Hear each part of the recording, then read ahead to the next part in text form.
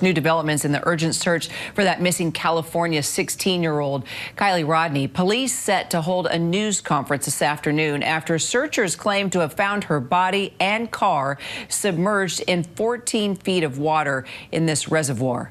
Local sheriff's deputies tell ABC News the vehicle pulled from the water last night matches the description of her vehicle. Investigators say that Rodni was last seen at a large party near a campground on August 6th in the Northern Californian town of Truckee. That's about 20 miles north of Lake Tahoe. ABC's Zohreen Shah joining me now from Los Angeles with more. So, Zohreen, we are expecting to get hopefully some new information from authorities this afternoon when they hold this press conference. Any indication of what we might learn, and any word if her body was indeed found inside that car?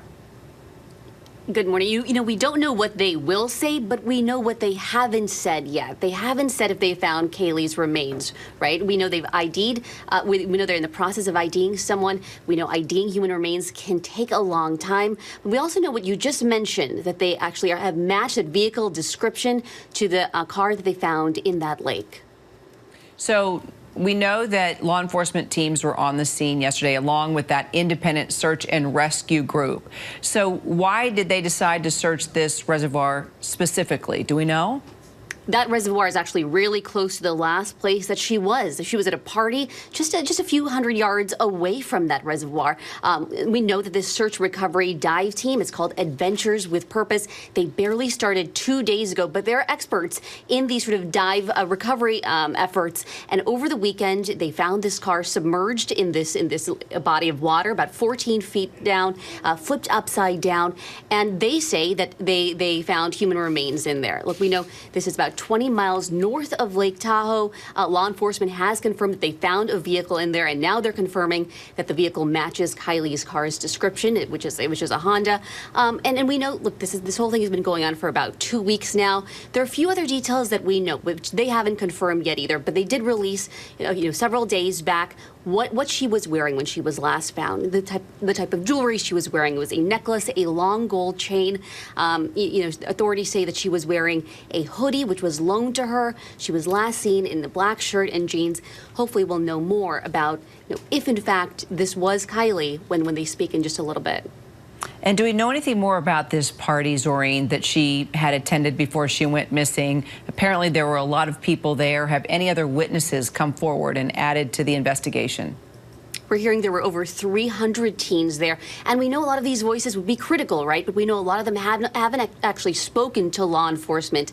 There was a lot of underage drinking, apparently, this party, and a lot of them haven't spoken out to law enforcement. They have said, though, that they found a video of a fight that broke out at this party, but they say it's not related to Kiely's disappearance, but they still want more videos like this to try and see if they can provide any clues as to where she might be. And finally, anything from her family? Yeah, her mom said that she texted that she was going to leave the party in 45 minutes 2 weeks ago when she was at that party, and 1 hour later, her phone stopped pinging. Her mom told her, when she texted her to be safe, that she loved her. Kiely said that she loves her as well, and then she just completely vanished. All right, we will definitely take that news conference when it starts this afternoon. Thank you so much, Zohreen. Thanks. All right, Congresswoman Liz Cheney is very outspoken. You know that. She's a critic of President Trump, and she's now talking about losing her primary in a landslide to Trump-backed challenger. Cheney says that she's launching a political organization now aimed at keeping Trump out of the White House while even considering a run for president herself. But for the last few months in office, she says her priority is wrapping up her work on the House committee investigating the January 6th attack on the Capitol. Our chief Washington correspondent, Jonathan Karl, actually sat down with Cheney in that committee hearing room where she says she wouldn't rule out calling the former president to testify. Any regrets? No regrets. I feel sad about where my party is. I feel sad about the way that too many of my colleagues have responded to what I think is a great moral test and challenge of our time. A great moment to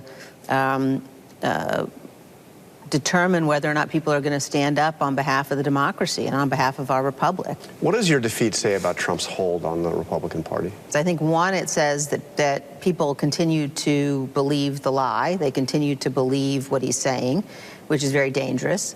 I think it also tells you that large portions of our party, including the leadership of our party, both at a state level in Wyoming as well as on a national level with the RNC, is very sick.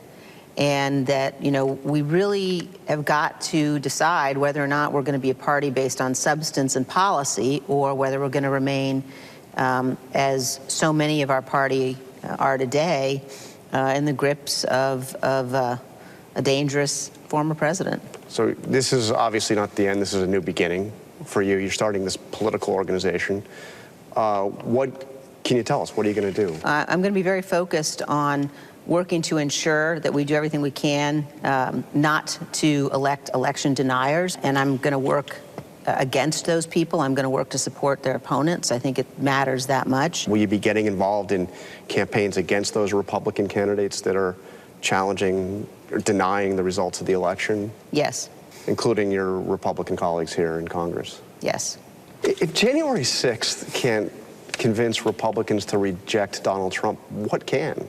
Well, I think that as a nation, whether we're Republicans or Democrats or independents, we all have to reject that. And we can agree that there are certain issues we're never going to agree on politically, but we have to come together, you know, across those party lines in order to protect ourselves against that kind of threat. So let's talk about the committee. One of the key figures here is obviously Mike Pence. He said this week he's willing to consider testifying if he is asked. Are you going to ask him? So we've been in discussions with his counsel. When the country has been through something as grave as this was, everyone who has information has an obligation to step forward. So I would hope that he will do that. What about Trump, before you wrap up? Will you ask him to testify? I don't want to make any announcements about that this morning. So let me just leave it there. But it's possible you'd ask him before wrapping up to testify. Yeah, I mean, I don't want to get in front of committee deliberations about that. I do think it's very important, as I said in the first hearing or the second hearing, you know, his interactions with our committee will be under oath. And our thanks to John Carl for that interview. Hi, everyone. George Stephanopoulos here. Thanks for checking out the ABC News YouTube channel. If you'd like to get more videos, show highlights, and watch live event coverage, click on the right over here to subscribe to our channel. And don't forget to download the ABC News app for breaking news alerts. Thanks for watching.